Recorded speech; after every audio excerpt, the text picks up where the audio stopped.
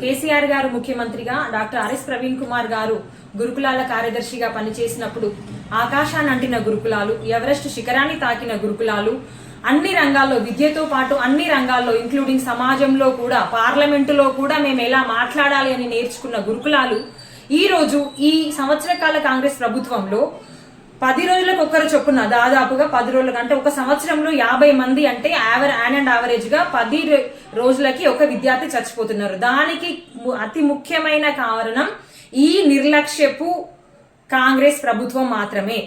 దీని అందరినీ సమీక్ష చేద్దాము. గురుకులాలలో నేను బయటకు వచ్చినాక ఏం జరుగుతుంది అని ప్రవీణ్ కుమార్ గారు గురుకులాల బాట అని ఒక కార్యక్రమం మొదలు పెట్టగానే బీఆర్ఎస్ హయాంలో ఇప్పుడు ఏం చేస్తున్నారంటే తల మీద రూపాయి పెడితే ఆటాన కూడా అమ్ముడు అని ప్రతి ఒక్క చిల్లర వెధవ ఇవాళ ప్రవీణ్ కుమార్ ను వ్యతిరేకిస్తున్నారు. ఆయన వచ్చి ఏం చేస్తాడు గురుకులాలలో అని. ఆయన ఉన్నప్పుడు మాత్రమే గురుకులాలు బాగున్నాయి.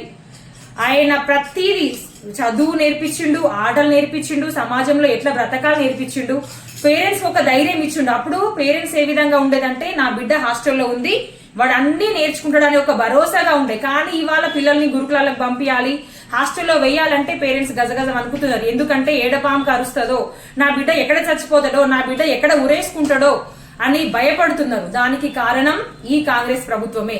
ఇవాళ ప్రవీణ్ కుమార్ సార్ గురుకులాల బాట పడుతున్నాడు అనగానే ఒక్కొక్కడు భయపడుతున్నాడు.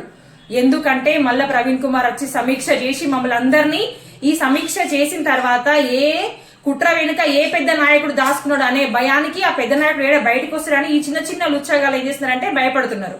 అయినా భయపడేది లేదు బిడ్డ. ప్రవీణ్ కుమార్ గారు మళ్ళీ సోషల్ వెల్ఫేర్స్ అన్నిటి మీద సమీక్ష చేస్తారు, మిమ్మల్ని అందరినీ తరిమి కొడతాడు.